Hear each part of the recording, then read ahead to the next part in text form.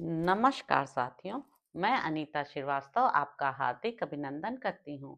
श्रीमद् वाल्मीकि रामायण में आज का प्रसंग है रावण का देवसेना के बीच से होकर निकलना, देवताओं का उसे कैद करने के लिए प्रयत्न, मेघनाद का माया द्वारा इंद्र को बंदी बनाना तथा विजयी होकर सेना सहित लंका को लौटना।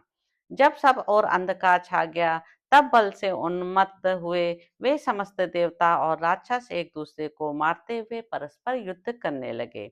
उस समय देवताओं की सेना ने राक्षसों के विशाल सैन्य समूह का केवल 10वां हिस्सा युद्ध भूमि में खड़ा रहने दिया।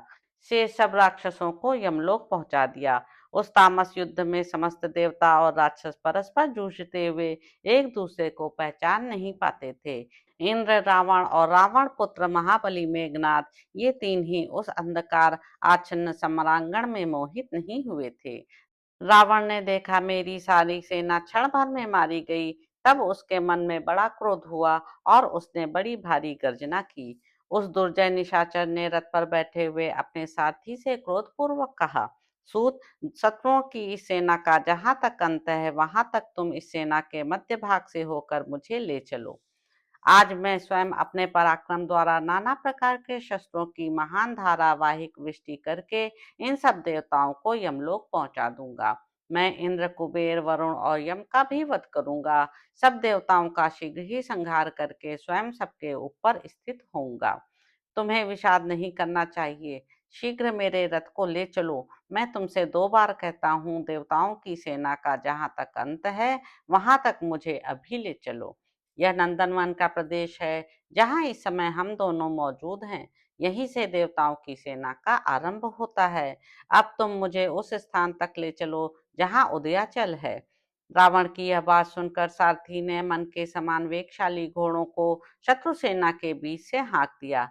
रावण के इस निश्चय को जानकर समर भूमि में रथ पर बैठे हुए देवराज इंद्र ने उन देवताओं से कहा, देवगण, मेरी बात सुनो। मुझे तो यही अच्छा लगता है कि इस निशाचर दशग्रीव को जीवित अवस्था में ही भली भांति कैद कर लिया जाए।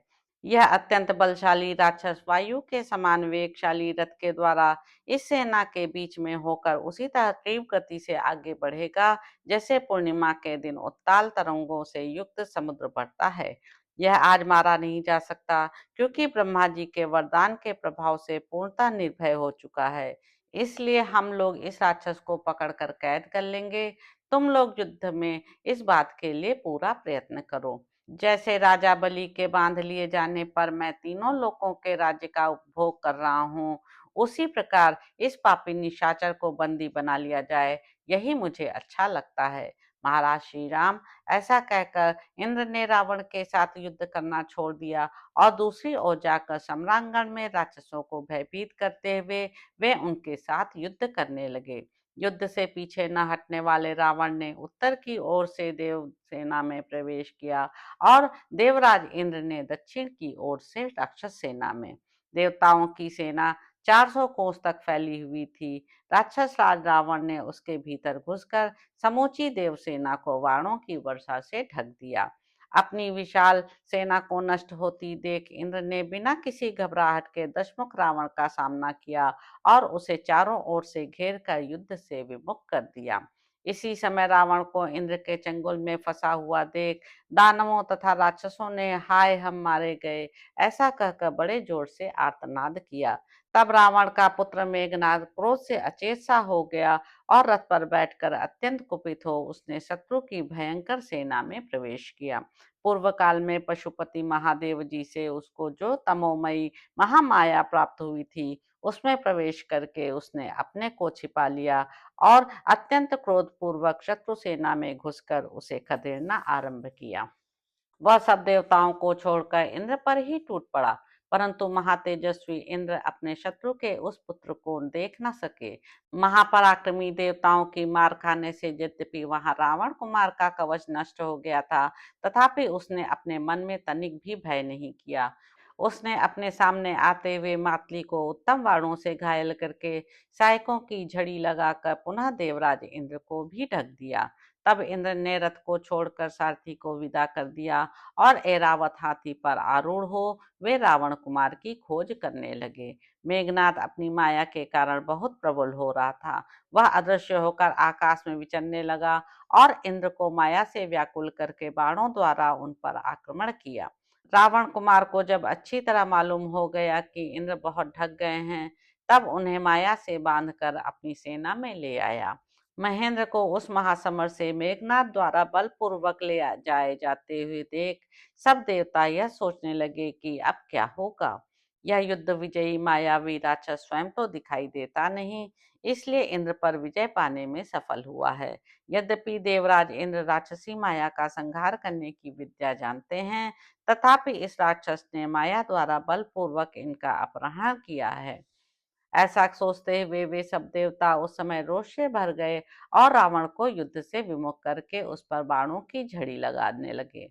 रावण आदित्यों और वसुओं का सामना पड़ जाने पर युद्ध में उनके सम्मुख ठहर न सका, क्योंकि शत्रुओं ने उसे बहुत पीड़ित कर दिया था। मेघनाद ने देखा पिता का शरीर बाणों के प्रहार से जर्जर हो गया है और वे युद्ध में उदास दिखाई देते हैं। तब वह अदृश्य रहकर ही रावण से इस प्रकार बोला, पिताजी चले आइए, अब हम लोग घर चलें, युद्ध बंद कर दिया जाए, हमारी जीत हो गई, अतः आप स्वस्थ निश्चिंत एवं प्रसन्न हो जाइए। ये जो देवताओं की सेना तथा तीनों लोकों के स्वामी इंद्र हैं, इन्हें मैं देव सेना के बीच से कैद कर लाया हूँ। ऐसा करके मैंने देवताओं का घमंड चूर कर दिया है। आप अपने शत्रु को बलपूर्वक कैद करके इच्छानुसार तीनों लोकों का राज्य भोगिए। यहाँ व्यर्थ श्रम करने से आपको क्या लाभ है? अब युद्ध से कोई प्रयोजन नहीं है। मेघनाद की यह बात सुनकर सब देवता युद्ध से निवृत्त हो गए और इंद्र को साथ लिए बिना ही लौट गए। अपने पुत्र के उस प्रिय वचन को आदरपूर्वक सुनकर महान बलशाली देवद्रोही तथा सुविख्यात राक्षस राज रावण युद्ध से निवृत्त हो गया और अपने बेटे से बोला, सामर्थ्यशाली पुत्र, अपने अत्यंत बल के अनुरूप पराक्रम प्रकट करके आज तुमने जो इन अनुपम बलशाली देवराज इंद्र को जीता और देवताओं को भी परास्त किया है, इससे यह निश्चय हो गया है कि तुम मेरे कुल और वंश के यश और सम्मान की वृद्धि करने वाले हो। बेटा, इंद्र को रथ पर बैठाकर तुम सेना के साथ यहाँ से लंकापुरी को चलो। मैं भी अपने मंत्रियों के साथ शीघ्र ही प्रसन्नता पूर्वक तुम्हारे पीछे पीछे आ रहा हूँ।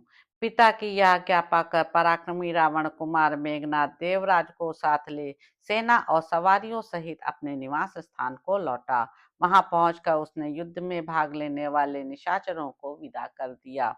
तो इस प्रकार साथियों, उत्तरकांड में निहित 29वां सर्ग यहाँ पर समाप्त होता है।